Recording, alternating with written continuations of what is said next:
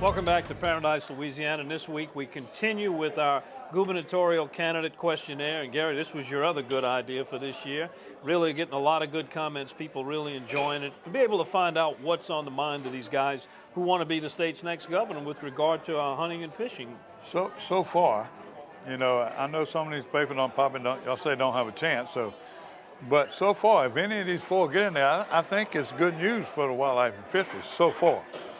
See them. But the one question we didn't ask them was, would they guarantee they wouldn't run for president before they got out of the governor's office? Maybe so. We didn't want to. But we was mostly outdoor oriented, and I think that's where we want to go and keep our focus.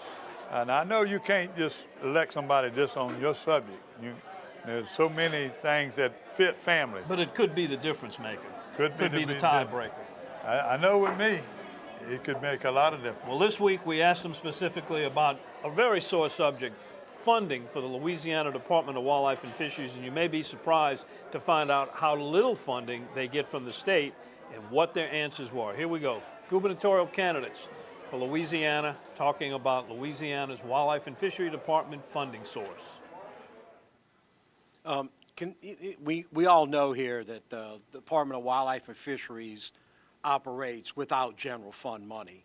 Is there a mechanism, because of what they do and the pervasiveness of what they control and govern in our state, a way to possibly generate some general fund money to go to this department that regulates so many commercial and recreational operations in the state that they maybe should demand some of that money that they derive in state-generated funds?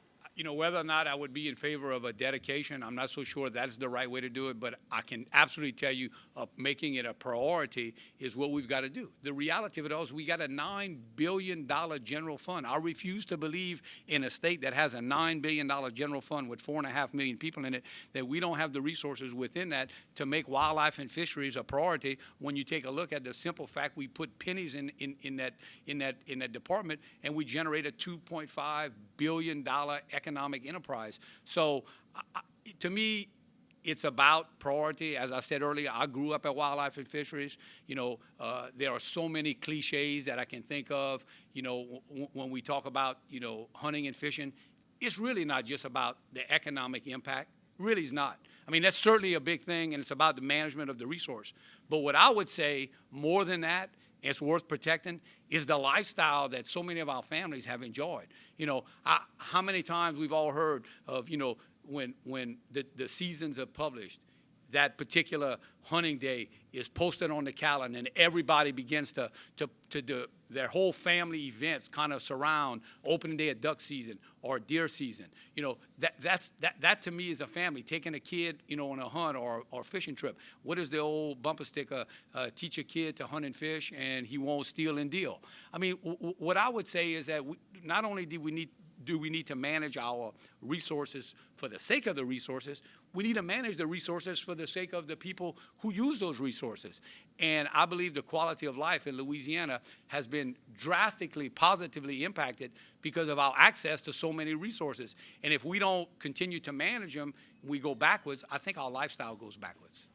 I would answer you like this and say that it is a possibility. I cannot commit to you right now that we would do that because I think, as all of you know and everybody who's watching this knows, we're in a budget crisis right now. And as we tape this discussion, we don't know what the legislature is going to do in the current legislative session to deal with over $1 billion shortage in order to fund higher education. So it would be premature to say, yes, we're going to dedicate even more money of what we've got to a particular purpose. I think we're going to have an entire wholesale, I know, we're going to have a wholesale review of our state budget and what our revenue sources are and how we may rethink the way we impose taxing the people of Louisiana. And that may mean a possible dedicated fund for wildlife and fisheries, but it's not something I can commit to right now because I think the general thinking is that we need to undedicate some of the things that are already dedicated in order to free up more money for general purposes. The Wildlife and Fisheries Department is on pretty stable financial footing right now, frankly, for the next 4 years. In the next foreseeable future,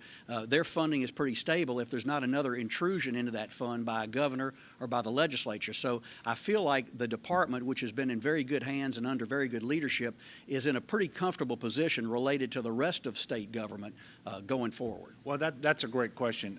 As you acknowledge, the Wildlife and Fisheries Agency works entirely on self-generated revenue. There is no state general fund dollars that support the operation of that agency.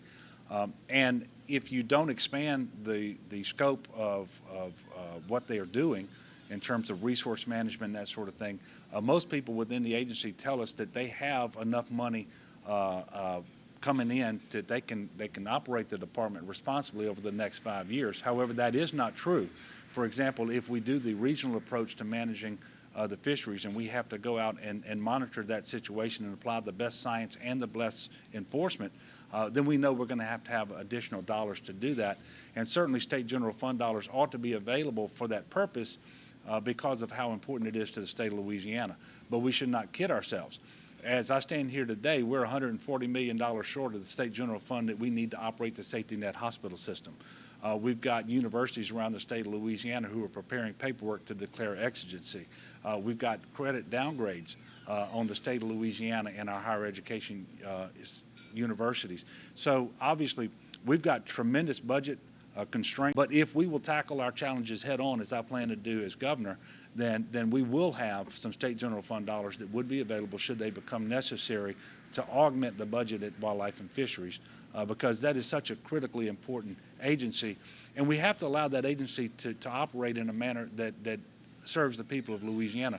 For a number of years, this governor wouldn't allow them to have a cadet class, even though they had the money and they had the vacancies that desperately needed to be filled. And so we need to make sure that Department of Wildlife and Fisheries can operate in a responsible way and that it has the resources necessary to do that. First of all, I'm going to do what's best for Louisiana, not worry about national politics or Washington political groups. We need to put Louisiana first to serve all our citizens, from our best and brightest to our most vulnerable. So that's going to be how I make those decisions, with the help and input of many others. Now, you're right, Don. Traditionally, at least in the last decade or so, Wildlife and Fisheries has been self-funded. Given our current budget situation, where we have a structural deficit of about $1.6 billion, I don't think that's going to change, and I don't think we can expect significant general fund monies to come to Wildlife and Fisheries. I think what we need to do is look at what fee and other opportunities are under their purview and do things that are reasonable and that are going to sustain their very necessary operations.